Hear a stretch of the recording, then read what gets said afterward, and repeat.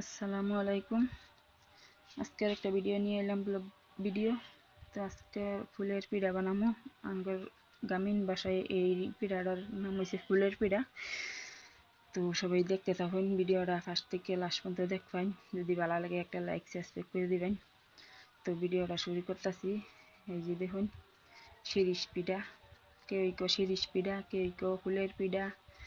তো আমার বাসায় আমরা কই ফুলের পিঠা, তো অনেক মানুষে কই শিরিষ পিঠা।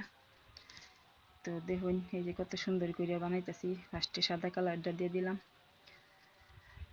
তো যারা যারা না পাইন সবাই চেষ্টা করলে বানাবার পাবেন। আমি যেহেতু চেষ্টা করলে সব কামই আমার দ্বারা সম্ভব হয়। চেষ্টা করলে সবটাই পাওয়া যায়, কিন্তু চেষ্টা না করলে কোনোটাই সম্ভব না।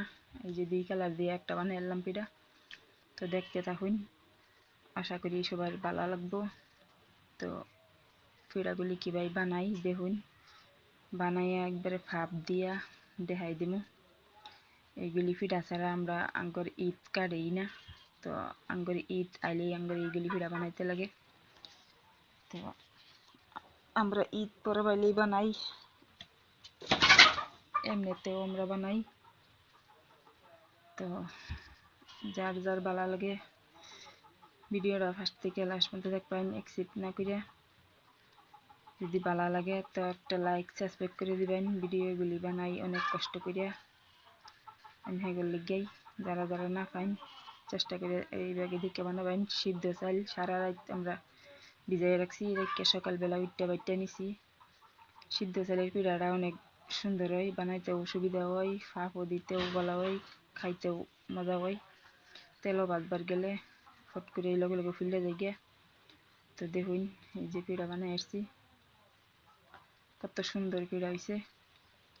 তো অন্যরাও চাইলে এইভাবে বানাবার পাইন। কালার দিয়ে বানাইছি, কালার যেহেতু দেওয়া ভালো না, স্বাস্থ্যের পক্ষে খারাপ হয়, তবু কালার দিছি। কালারটা দিলে সৌন্দর্য দেখা যায়, সুন্দর দেখা যায়, ভালো দেখা যায়, তাই কালারটা দিছি। আপনারা চাইলে কালার না দিয়েও বানাইবার পাইন সাদা কালারে। তো আমি কালারটা দিছি মানে এগুলো দেখাবার লিগিয়া যে সুন্দর, কতটুকু সুন্দর লাগে। তো এই যে দেখুন, লাল কালার, সাদা কালার, কলাপিত্তা কালার দিয়া পুরা বানাইতেছি।